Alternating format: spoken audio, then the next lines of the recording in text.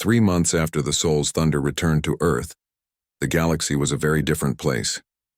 In the halls of the Veltharian High Command, emergency meetings had become routine. In human space, scientists and engineers worked around the clock to understand what had happened. And across dozens of star systems, other alien species watched with growing interest as news of humanity's military capability spread. Ambassador Chen Wei-Ming stood in the brand-new Earth Diplomatic Center, looking out at the stars through reinforced windows. Behind him, his staff prepared for another day of interstellar politics that nobody had expected to exist 6 months ago. "Status report," he asked his aide, Director Sarah Kim. "Sir, we now have formal contact with 12 different alien civilizations. 7 have requested non-aggression pacts similar to the Veltharian Agreement. 3 want trade negotiations, and 2 have asked for mutual defense agreements." Chen shook his head in amazement. All because of one research ship. Captain Kim's mission report has become required reading in every alien government we've encountered. They all believe we have advanced military technology. And we still haven't told them the truth? Sarah looked uncomfortable. "Sir, the President's orders are clear. We maintain the fiction until Earth's actual defenses are ready." Chen understood the logic, but he didn't like the deception. The Soul's Thunder had accidentally created the impression that humanity was a major military power. Now Earth's government was using that mistake to buy time while they built real defenses. How long until the new fleet is ready? The first squadron of actual warships will be completed in 18 months. The engineers are using technology from Captain Kim's mission and data from our new alien contacts. Meanwhile, on a space station orbiting Mars, Captain Kim Tae-ho walked through corridors filled with the most advanced technology humanity had ever seen. The Soul's Thunder sat in the main hangar, surrounded by teams of scientists studying every piece of alien equipment. Chief Engineer Park Min-soo met him at the hangar entrance. "Captain, you need to see what they've learned." They walked to where Dr. Han Yuri was working with a team of researchers. The crashed alien ship's technology had been completely reverse-engineered. "Captain," Dr. Han said excitedly, "we understand how it all works now. The power systems, the shield generators, even the faster-than-light engines. We can build our own versions." "Well, how long?" "The first human ships using this technology will launch in a year. Real warships this time, not mining vessels with jury-rigged equipment." Kim looked at his old ship. The Soul's Thunder had been patched and repaired, but it still showed signs of the battle that had changed everything. "Any word from the aliens?" "The Veltharian Empire has been very quiet," Park reported.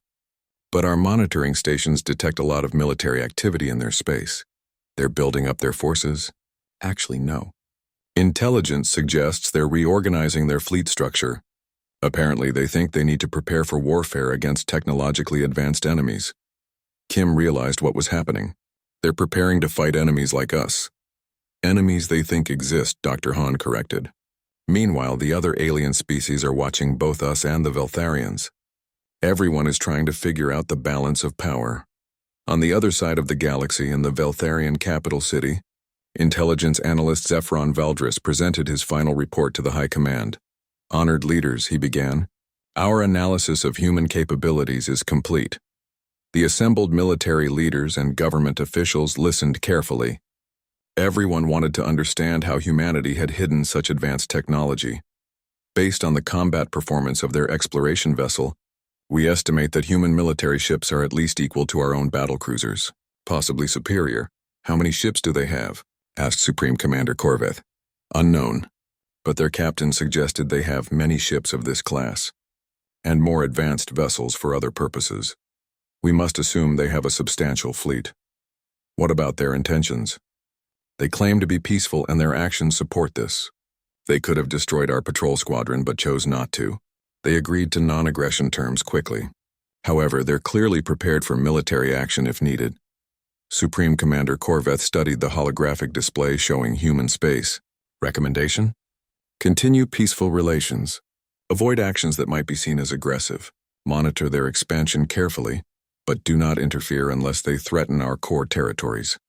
In other words, treat them as equals." "Yes, sir." "Equals with unknown but potentially superior military technology." The Veltharian leadership agreed. Humanity would be treated as a major power, whether they actually were one or not.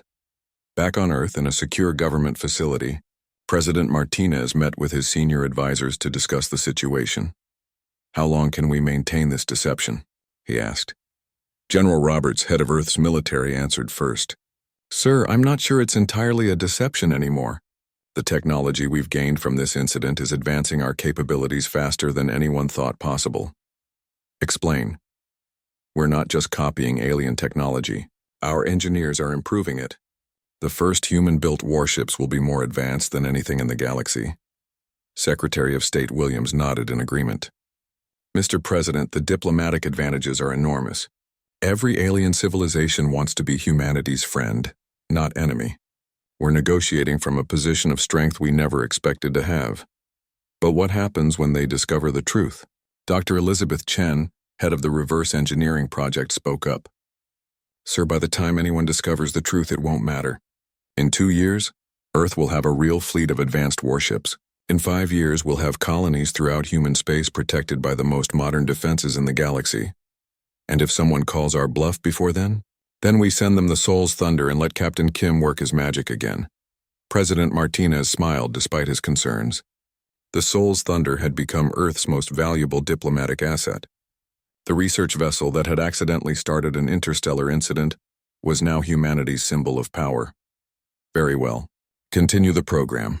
But I want regular updates on all alien activity. If any of our new friends start getting suspicious, I need to know immediately. As the meeting ended, the president looked out his window at the night sky.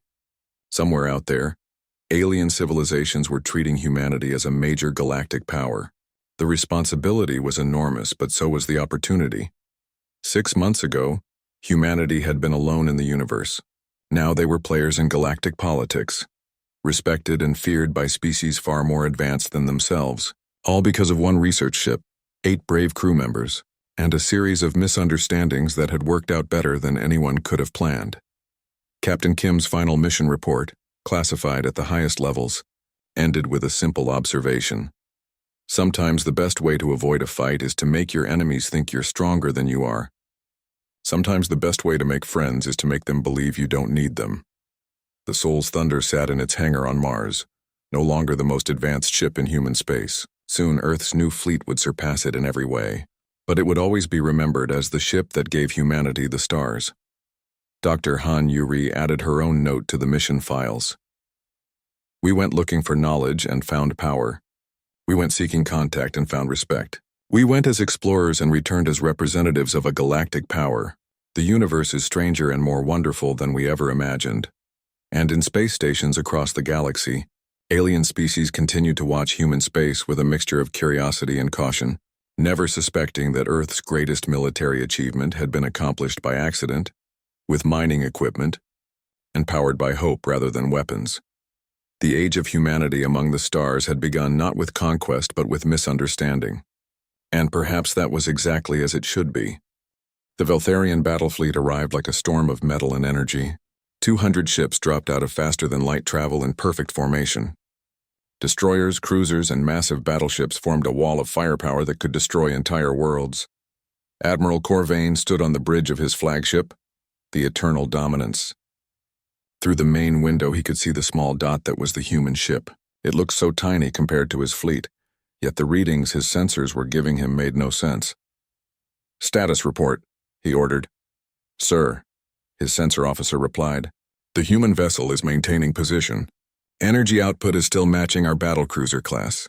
No additional human ships detected. Just one ship," the admiral said quietly. "They sent just one ship into our space." His tactical officer, Commander Thexval, moved to his side. "Sir, that suggests either supreme confidence or desperation, or both." Admiral Corvain studied the readings again. "What kind of species sends a single ship against an empire? One that believes their technology is superior to ours, sir." The thought chilled the admiral. For centuries, the Veltharian Empire had been the dominant power in this part of the galaxy. Their technology was advanced, their military was strong, their ships were feared. But if humans had developed something better— "Sir," the communication officer called out, "we're receiving a transmission from the human vessel. Put it on screen." The main display flickered, then showed the bridge of the Soul's Thunder.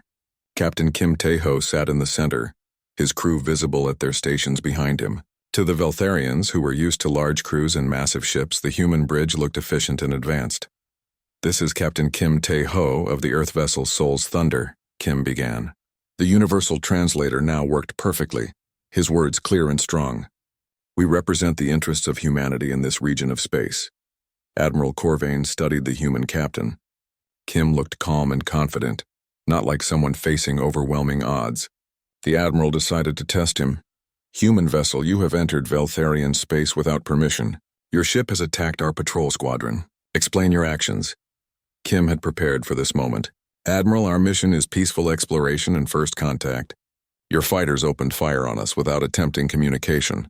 We defended ourselves as any military vessel would. The word military sent a chill through the Veltharian bridge crew. So the humans were admitting this was a military ship. You claim to be peaceful, yet your vessel carries advanced weapon systems. We carry defensive systems appropriate for a ship operating in unknown space, Kim replied smoothly. Surely you understand the need for protection when exploring regions controlled by potentially hostile forces. Admiral Corvain felt insulted. Are you calling the Veltharian Empire hostile? I'm saying we don't know what you are yet.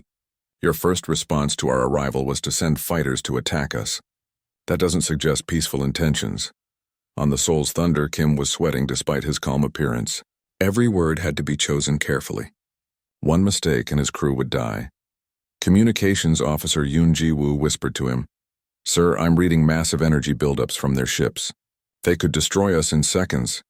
Kim nodded slightly but didn't break eye contact with the Veltharian admiral. Admiral, Kim continued, perhaps we can discuss this situation rationally. Both our peoples might benefit from peaceful contact. Your ship defeated 12 of our fighters, Admiral Corvain said. Our intelligence suggests humans are not capable of such technology. This was the critical moment. Kim took a breath and made the biggest bluff of his life. Admiral, your intelligence is incomplete. Humanity has been preparing for contact with other species for some time. The Soul's Thunder represents current human military technology. Current technology? The Admiral's three eyes widened slightly. This is a standard exploration and first contact vessel.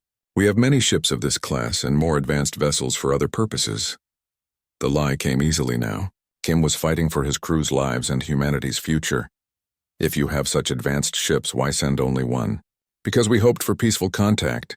One ship is sufficient for exploration. If we had expected military resistance, we would have brought a proper battle fleet. The threat was subtle but clear.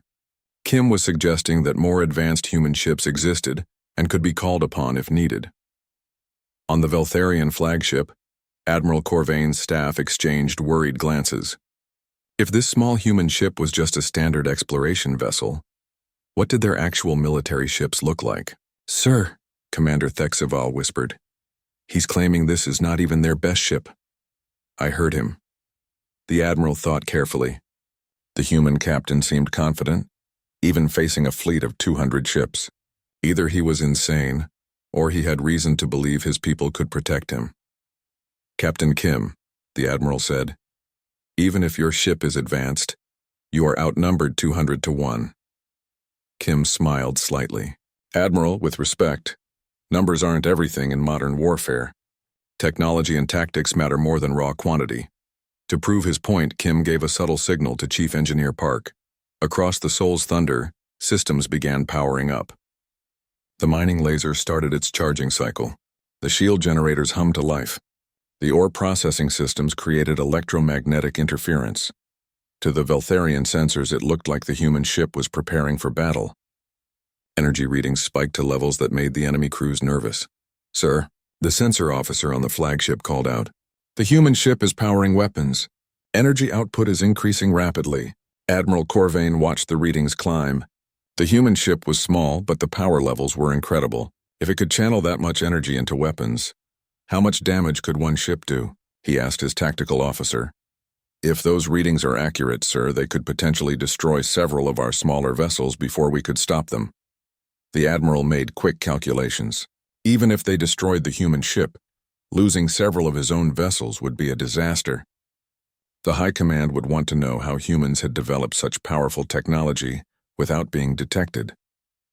More importantly, if this was just one human exploration ship, what would happen when the humans sent their actual military? Captain Kim, the Admiral said slowly, Perhaps we have misunderstood each other's intentions. Kim felt a wave of relief but didn't let it show. I believe we have, Admiral. Both our peoples want the same thing: security and prosperity for our citizens. Indeed. Perhaps we should discuss a more formal arrangement. What did you have in mind? Admiral Corvain made a decision that would change galactic history. A non-aggression pact between our peoples. Your ship will be allowed to leave our space safely. In return, we ask that humanity respect our borders. Kim pretended to consider this. That seems reasonable. We have no desire for conflict with the Veltharian Empire. Excellent. We will prepare the necessary documents. As the two leaders worked out details, neither side realized how completely they had misunderstood each other. The Veltharians thought they were dealing with an advanced human military. The humans thought they were barely surviving against a superior force. The truth was that both sides were equally matched in different ways. But fear and misunderstanding had created a situation where peace was the only logical choice. One more thing, Admiral, Kim said as the conversation neared its end. This meeting will be reported to Earth. My government will be interested in formal diplomatic relations. Of course. The Empire is always interested in peaceful contact with advanced civilizations. As the communication ended, Admiral Corvain turned to his staff. Begin the withdrawal. We're returning to base. Sir, Commander Thexval asked, are we really going to let them leave? Commander, that ship just faced down our entire fleet without backing down. Their captain was calm, confident, and professional. Either humans are the best actors in the galaxy, or they have military power we don't understand. And if they're bluffing, Admiral Corvain looked at the human ship on his screen one last time. Then they're so good at it that we can't afford to find out. The news traveled through Veltharian space faster than light itself.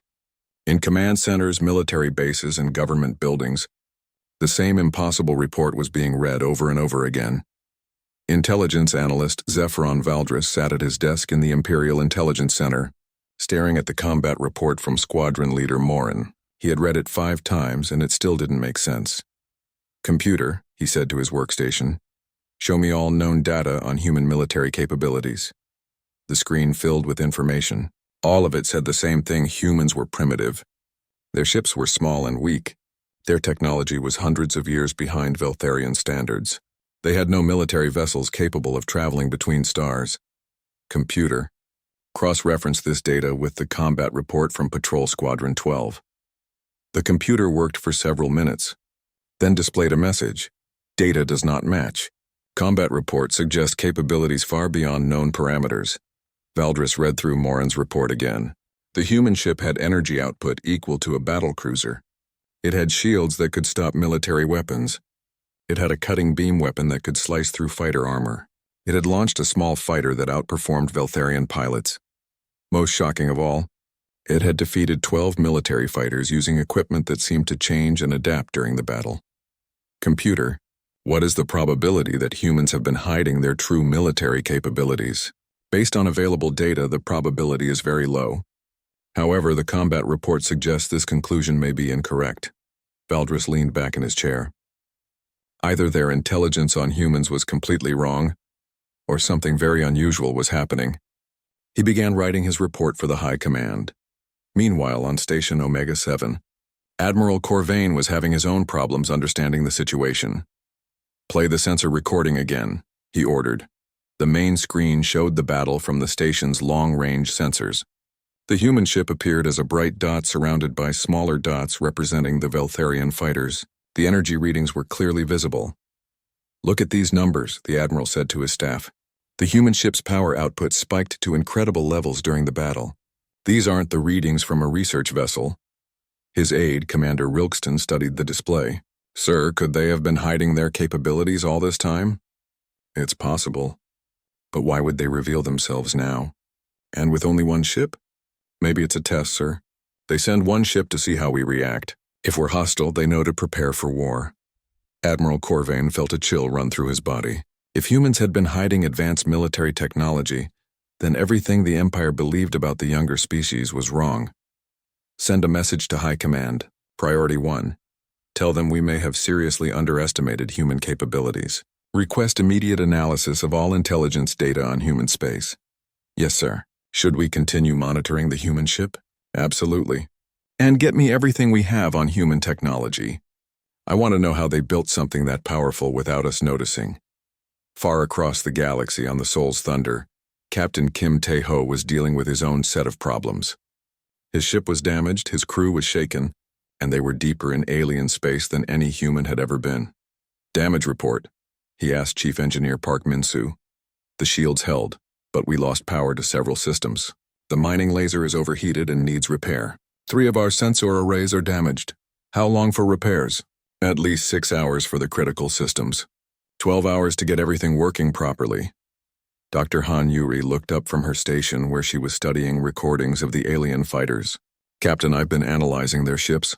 The technology is advanced, but not impossibly so. I think we can understand it. What did you learn?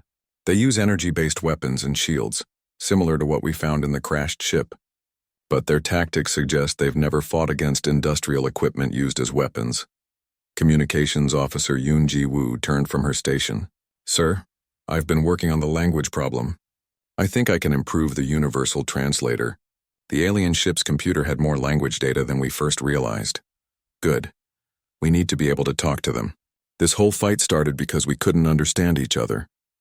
Pilot Kang Soo-jin returned to the ship in her maintenance pod, her face pale but excited. Captain, you should have seen their fighters up close. They're beautiful machines, but they're built for fighting other military ships.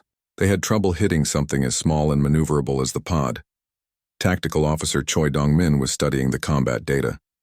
Sir, I don't think they expected us to use mining equipment as weapons. Their shield stopped most of our attacks, but the mining laser cut through their armor in ways their shields couldn't handle. Why? Mining lasers are designed to cut, not to cause explosive damage. Their shields are built to stop energy blasts, not focused cutting beams. Navigation Officer Lee Sora looked worried. Captain, we're getting more contacts on long-range sensors. Bigger ships this time. I think they're calling for reinforcements. Kim looked around at his crew. They were tired, scared, but still working. How many ships? Hard to tell at this distance, but at least 20. Maybe more. The bridge fell quiet. They had been lucky against 12 fighters. Against 20 or more larger ships, they would have no chance. Options? Kim asked. Chief Medical Officer Lim Jae-sung, who had been quiet during the battle, finally spoke up. Captain, maybe we should try to communicate again. Now that we've shown we can defend ourselves, they might be willing to listen. What if they're not? Then we try to run. The alien technology has made our engines much faster. We might be able to escape. Park shook his head. Sir, the engines are damaged. We can't run at full speed until repairs are complete, Kim thought carefully. They were trapped in alien space with a damaged ship. More enemy vessels were coming. Their only weapons were mining tools. Their only advantage was that the aliens seemed to think they were something they weren't. What exactly do they think we are? He asked Dr. Han. Based on their behavior, they think we're a military vessel, a very advanced military vessel. Why? Our power output is much higher than a normal research ship because of the alien technology we installed. Our shields and weapons work differently than their military systems, and we defended ourselves successfully against trained fighter pilots. Kim began to understand. So they think we're more dangerous than we really are. Exactly. From their point of view, we must be either a new type of human warship or the advanced scout for a larger human fleet. An idea began to form in Kim's mind. It was dangerous and might make things worse, but it might also be their only chance to survive. If they think we're a military ship, maybe we should act like one. What do you mean, sir? Yoon asked. We keep up the pretense. We don't tell them we're just a research vessel with stolen alien technology. We let them think we're exactly what they fear we are. The crew looked at each other uncertainly. Sir, Choi said, what if they call our bluff? Then we'll deal with that when it happens. But right now, the only thing keeping us alive is their fear of what we might be. Kim made his decision. Yoon, work on that translator. When those ships arrive, we're going to talk to them. But we're not going to talk like scared researchers. We're going to talk like representatives of Earth's military. And if they want proof that we're military, Kim smiled grimly, then we'll give them another demonstration of our advanced weapon systems. The first energy blasts hit the Soul's Thunder's shields like lightning striking metal. The bridge lights flickered as the ship shook from the impact. Captain Kim Tae-ho grabbed his chair to stay standing. Shields holding. Chief Engineer Park Min-soo called out over the noise. But they're firing real weapons at us. They think we're attacking them, Dr. Han Yuri said, her voice filled with sadness. This is exactly what we hoped wouldn't happen. Kim looked at his crew. They were scared, but still doing their jobs. We need to defend ourselves. Choi, what weapons do we have? Tactical Officer Choi Dong-min looked uncomfortable. Sir, we only have mining equipment. The main laser is for cutting through asteroids. We have some smaller tools for collecting rock samples. Will they work as weapons? I don't know, sir. They weren't designed to fight other ships. Another blast hit their shields. This time the ship shook harder. Sparks flew from one of the control panels. We have to try something, Kim decided. Fire the mining laser. Maybe we can scare them away. Yes, sir. The Soul's Thunder's main mining laser was a powerful tool designed to cut through the hardest space rocks. It used focused energy to slice through metal and stone like a knife through paper, but it had never been used as a weapon. The laser beam shot out from the human ship, bright blue and perfectly straight. It struck the nearest Veltharian fighter. On Squadron Leader Vextai Morin's ship, alarms screamed. Direct hit, his gunner shouted. But our shields stopped it. Morin looked at his readings with surprise. The human weapon had hit them, but it hadn't done much damage. The energy pattern was strange, not like any military weapon he knew. That was odd, his second-in-command said. The beam was very focused, but not very powerful. What kind of weapon is that? Maybe it's some kind of scanner, Morin guessed. They might be studying our shield technology, but he was wrong. The mining laser had done exactly what it was designed to do. It had cut a small, perfect hole through the fighter's outer armor. The shields had stopped most of the energy, but the laser's cutting beam had gotten through. Sir, the fighter pilot said, worry in his voice. I'm losing power to my engines. Something's wrong. The mining laser had cut through several important cables inside the ship. The fighter was still working, but barely. Fall back, Morin ordered. Let the others handle this. On the Soul's Thunder, the crew watched the alien fighter move away. Did we hit him? Kim asked. Yes, sir, Choi reported. But I don't think we did much damage. The laser isn't really meant for fighting. Try the smaller tools. Maybe we can disable their weapons instead of destroying their ships. Meanwhile, pilot Kang Soo-jin was having her own problems. The Soul's Thunder had a small maintenance pod attached to its side. It was meant to help repair the ship in space, but when the fighting started, the pod had automatically detached to protect itself. Now Soo-jin was flying the tiny pod between the alien fighters, trying not to get killed. The maintenance pod was barely bigger than a car. It had simple tools for fixing the ship and a small engine for moving around. It wasn't meant for combat, but Soo-jin was using it like a fighter. This is insane, she said to herself as she dodged another energy blast. The pod was so small and fast that the alien fighters were having trouble hitting it. On Morin's command ship, his pilots were getting confused.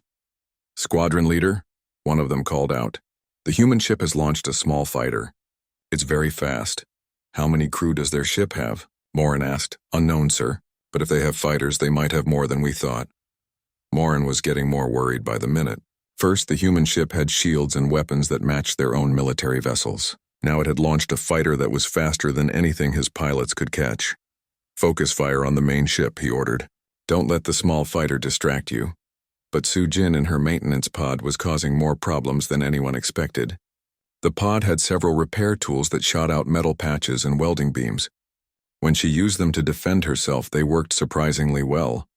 One Veltharian fighter got too close and Soo-jin fired a welding torch at it. The beam was meant to melt metal for repairs, but it also melted the fighter's sensor array. I'm blind, the pilot called out. My sensors are gone. Another fighter tried to follow Soo-jin through an asteroid field. The maintenance pod was so small it could fly between rocks that the larger fighters had to go around. When the fighter tried to follow the same path, it scraped against an asteroid and damaged its wing. This is impossible, the pilot said as he struggled to control his ship. How can a maintenance pod outfly a military fighter? Back on the main battle, the Soul's Thunder was using its mining equipment in ways it was never meant to be used. The asteroid collector shot out a magnetic net that wrapped around one fighter and pulled it off course. The rock crusher launched a cloud of metal dust that confused the alien sensors. Chief Engineer Park was getting creative with their tools. Captain, I'm using the ore processor to create signal jamming. They won't be able to coordinate their attacks as well. Good thinking. What else can we do? The main mining laser is designed to cut in patterns. I can make it sweep back and forth instead of shooting straight. It might hit multiple targets. Do it. The mining laser began moving in wide sweeps, creating a barrier of cutting energy that the fighters couldn't get through. It looked like an advanced military defense system, but it was really just mining equipment being used incorrectly. Squadron leader Morin watched his squadron fall apart. 3 of his fighters were damaged. 2 more were trying to help the one caught in the magnetic net. The rest were being outflown by a maintenance pod and kept away by some kind of energy barrier. "This is not going according to plan," he said to his second-in-command. "Sir, maybe we should call for help. This human ship is more advanced than our intelligence report said." Morin looked at his readings again. The human ship was putting out massive amounts of energy. It had weapons that could cut through their armor. It had launched a fighter that was faster than their best pilots could handle. And it had defensive systems that kept changing and adapting. Everything he was seeing told him that humans were much more advanced than anyone had thought. "Send a message to Admiral Corvain," he decided. "Tell him the human vessel is not a civilian ship. It's definitely military and it's more advanced than we expected. Should we continue the attack?" Morin watched another of his fighters get tangled in some kind of energy web that the human ship had created. His pilots were good, but they were fighting something they didn't understand. "No. Fall back to a safe distance. We need to regroup and get more ships." As the Veltharian fighters pulled back, the crew of the Soul's Thunder couldn't believe what had happened. "Did we just win a space battle?" Communications Officer Yoon Ji-woo asked. Captain Kim looked around his bridge. They were all still alive. Their ship was damaged but working, and 12 military fighters were retreating from their research vessel. "I think we did," he said quietly. "But I don't think this is over." Squadron leader Vextai Morin felt confident as his 12 fighters raced through space toward the mystery ship. He had been flying combat missions for 15 years. Nothing the younger species could build would surprise him. His fighters were the best the Veltharian Empire could make. Each one carried enough firepower to destroy a small moon. Their shields could stop almost any weapon. Their sensors could see a ship from halfway across a solar system. "All units maintain formation," Morin spoke into his communication device. "Remember, this is probably just a lost civilian ship. We go in, take a look, and escort them away from our space." Squadron leader called his second-in-command. "I'm getting strange readings from the target. The energy output is much higher than expected." Morin looked at his own sensors. The human ship was still too far away to see clearly, but the readings were concerning. The energy signature was massive, much larger than any human ship should be able to produce. "Maybe their engines are damaged," he said, trying to stay calm. Damaged engines sometimes put out strange readings, but deep inside Morin was starting to worry. The energy patterns looked familiar. They looked like the signatures from Veltharian battle cruisers. On the Soul's Thunder, Captain Kim Tae-ho watched the approaching dots on his screen with growing concern. 12 ships, reported Navigation Officer Lee Sora. "They're coming fast. Military formation. Are they trying to communicate?" Kim asked. Communications Officer Yoon Ji-woo shook her head. "Nothing yet, sir. But I'm reading their ships now. They're fighters, definitely military." Kim felt his heart beat faster. This was not how first contact was supposed to happen. "Can we try talking to them?" "I'm sending a message now, sir. Universal greeting, peaceful intentions, requesting dialogue." Yoon activated the communication system. The message went out in multiple languages, including what they hoped was the local alien language based on the crashed ship's computer. "This is the human research vessel Soul's Thunder," the message said. "We come in peace. We wish to establish communication and friendship between our peoples. Please respond." On Morin's fighter, the communication came through as strange noise and broken words. The universal translator on his ship tried to make sense of it, but the result was confusing. Squadron leader, his communications officer, said, "We're getting a transmission from the human ship. The translator's having trouble, but it sounds like they're making demands." "Demands?" Morin's confidence dropped. "What kind of demands?" "It's not clear, sir. Something about establishing control and friendship?" The translator isn't sure. Morin's scales changed color with worry. In his experience, when an enemy ship talked about friendship while approaching with massive energy readings, it usually meant they were preparing for an attack. "All units, be ready. The human ship may be hostile." Back on the Soul's Thunder, the crew was getting desperate. "They're not responding," Yoon reported. "I don't think our translator is working right." "Try again," Kim ordered. Use simple words. Tell them we're peaceful. Chief Engineer Park Min-soo looked up from his station. Captain, I'm reading weapon signatures from those fighters. They're armed for combat. Are our shields working? Yes, sir. The alien technology has made them much stronger than before, but they're really just mining shields. They're meant to protect us from asteroids, not weapons. Tactical Officer Choi Dong-min studied the approaching ships on his screen. Captain, they're taking an attack formation. I think they see us as a threat. Kim made a quick decision. Raise shields. Turn us away from them. Show them we're not aggressive. Raising shields now, Park reported. The moment the Soul's Thunder activated its shields, alarms went off on every Veltharian fighter. The energy reading spiked to levels that made Morin's three eyes go wide with fear. All units, he called out. The human ship just activated military-grade shields. Energy output is matching our own Dreadnought-class vessels. On his screen, the human ship looked small and harmless. But the energy readings told a different story. According to his instruments, he was looking at one of the most powerful ships he had ever seen. How is that possible? Asked his second-in-command. Morin didn't have an answer. Everything he knew about humans said they were weak, their technology simple. But the readings didn't lie. Somehow the humans had built a ship with more power than most Veltharian warships. Sir, another pilot called out. The human ship is turning away. Are they trying to escape? Morin watched the Soul's Thunder change direction. But instead of seeing a retreat, he saw something else. The way the ship moved was too smooth, too controlled. It moved like a ship with advanced engines and perfect balance. That's not running away, he said quietly. That's maneuvering. They're getting into position. Fear crept into Morin's voice. All units, the humans may be more advanced than we thought. Prepare for combat. On the Soul's Thunder, Kim could see the alien fighters getting closer. They were beautiful ships clearly built for speed and fighting. His research vessel felt clumsy and slow compared to them. They're still not responding to our messages, Yoon reported. I don't think they understand us. And they're not going away, Lee added. They're coming closer in attack formation. Kim looked around his bridge. His crew was scared but trying not to show it. They were scientists, not soldiers, but they were the only humans this far from Earth.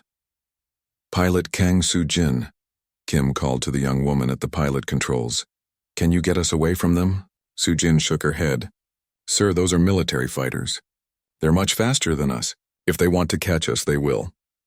Dr. Han Yuri, the mission scientist, spoke up from her station. Captain, maybe they don't understand our peaceful intentions. Maybe in their culture, approaching their space is seen as aggressive. What do you suggest? We keep trying to communicate. Show them we're not a threat. Kim nodded. Yoon, keep sending peaceful messages. Use every language in our database. Park, keep the shields up but don't charge any weapons.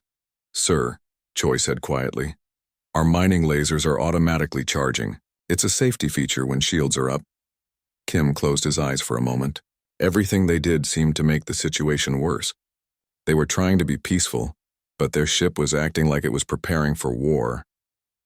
On the lead Veltharian fighter, Morin watched his sensors with growing alarm. The human ship's weapons were charging. The energy output was incredible. Squadron leader, his gunner reported. The human ship is preparing to fire. Weapon energy is building fast. Morin had to make a choice.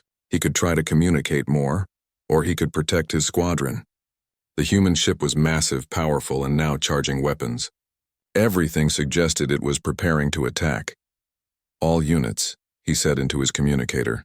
The human vessel is hostile. They have charged weapons and are refusing to leave our space. We are authorized to defend ourselves. Sir, one of his pilots asked, are you sure? They're still sending communication attempts. Morin looked at his readings one more time.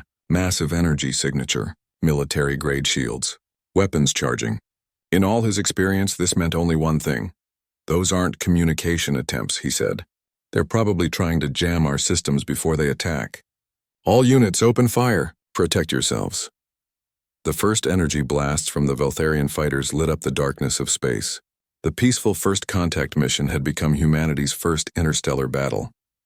Neither side wanted this fight, but misunderstanding and fear had made it inevitable. On the Soul's Thunder, alarms screamed as the first alien weapons hit their shields. The warning lights flashed red across the massive control room of Station Omega-7. The Veltharian Empire's most advanced monitoring post hung in space like a metal spider, its sensors reaching far into the dark between stars. For 300 years, nothing had surprised the watchers here. Today was different. "Admiral, you need to see this," called out sensor operator Quilks from his station. His forearms moved quickly over the control panels, his scaled face showing confusion. Fleet Admiral Thys Corvain walked over with slow, heavy steps. His tall frame cast a shadow over the smaller Veltharian. The Admiral's three eyes focused on the screen, studying the strange readings. "What am I looking at, operator?" "An unknown energy signature, sir. It's moving toward our home systems. The computer says it's impossible, but the readings are there." Admiral Corvain's middle eye narrowed. In his 40 years of service, he had seen many strange things in space. Pirates with stolen ships, lost civilian vessels, even the occasional space creature. But this was different. The energy readings were massive, bigger than anything he had seen from the younger species. "How big is it?" he asked. "The computer estimates, at least as large as our battlecruisers, sir. Maybe bigger." The Admiral's skin changed color slightly, a sign of surprise in his species. "That's impossible. Run the scan again." Quilks's hands moved over the controls. The same readings appeared on the screen. The mystery ship continued its path toward Veltharian space. "Sir," another voice called out, "I'm reading the ship's origin point. It came from the Sol system." Admiral Corvain's three eyes went wide. The Sol system meant only one thing: humans. But that was impossible. Everyone knew humans were primitive. They had barely learned to travel between stars. Their ships were small, weak things that could hardly reach their own moon until recently. "You're certain it's from human space?" "Yes, sir. The trajectory is clear." The Admiral turned away from the screen. His mind raced. Could the humans have been hiding their true abilities? It seemed impossible. The Empire's spies had watched human space for decades. Their reports always said the same thing. Humans were weak, their technology simple, their ships small. But the readings didn't lie. Something big was coming from human space, something with energy signatures that matched their own warships. Far away in the darkness between stars, the ship that had caused such worry moved quietly through space. It was not what the Veltharians thought it was. Captain Kim Tae-ho stood on the bridge of the Soul's Thunder, looking out at the stars through the front window. The ship around him hummed with activity, but it was not the activity of a warship. It was the sound of a research vessel pushed far beyond what it was meant to do. "Captain," called Chief Engineer Park Min-soo from his station, "all systems are still working. The alien technology we found is holding together well." Kim nodded. 3 months ago, his research team had found a crashed alien ship on a dead planet. The technology inside was far beyond anything humans had seen. Instead of bringing it back to Earth, the science team had decided to study it in space. They had attached the alien parts to their own ship, creating something new. The Soul's Thunder had started as a simple research vessel. It was meant to study asteroids and collect samples. Now it carried technology from a dozen different alien species, all held together with human engineering and a lot of hope. "How are the power systems?" Kim asked. Park smiled. "The fusion reactor is running perfectly. The alien power cells we found are giving us energy levels I never thought possible. We're putting out more power than some space stations." Navigation Officer Lee Sora looked up from her station. "Captain, we're approaching the edge of unknown space. Our mission was to make first contact, and we're about to do it." Kim felt excitement and fear in equal measure. Humanity had dreamed of meeting other intelligent life for centuries. Now they were about to do it in a ship that was part human, part alien, and completely untested. "Any sign of other ships?" he asked. "Not yet, sir. But our sensors are picking up some kind of monitoring station ahead. It's big." Kim walked to the center of the bridge. His crew was small, only 8 people. They were scientists and researchers, not soldiers. But they were about to represent all of humanity in first contact with an alien empire. "Communications Officer Yoon Ji-woo, are you ready to try talking to them?" Yoon checked her equipment. "The universal translator we built from the crashed ship's computer is working. I think. We won't know for sure until we try it." Kim looked around at his crew. They were young, smart, and brave. They had volunteered for this mission, knowing they might never come home. Now they were about to make history. "Tactical Officer Choi Dong-min, what's our defensive status?" Choi looked uncomfortable. "Sir, we're not a warship. Our only weapons are the mining lasers we use for asteroid work. Our shields are really just deflector screens meant to push away space dust. But the alien technology has made everything stronger?" "Yes, sir. Much stronger. The power output is incredible. If someone scanned us from far away, they might think we're something we're not. Kim understood. The Soul's Thunder looked like a research ship because that's what it was. But the alien technology had changed its energy signature. To anyone watching from a distance, it might look like something much more dangerous. Back on Station Omega-7, Admiral Corvain made his decision. Send a message to High Command. Tell them we have detected a large human vessel approaching our space. Based on energy readings, it appears to be a new class of ship, possibly military. Sir, Quilks asked, should we try to communicate with them? Not yet. Send out Patrol Squadron 12. Tell Squadron Leader Vextai Morin to intercept and investigate. If it's just a lost civilian ship, he can escort it away. If it's something more... The Admiral didn't finish the sentence. Everyone knew what he meant. As the patrol squadron launched from their base, neither the Veltharians nor the humans knew they were about to start a chain of events that would change the galaxy forever. The Soul's Thunder continued on its peaceful mission, unaware that 12 alien fighters were racing to intercept them. The stage was set for first contact, but not the kind either species expected.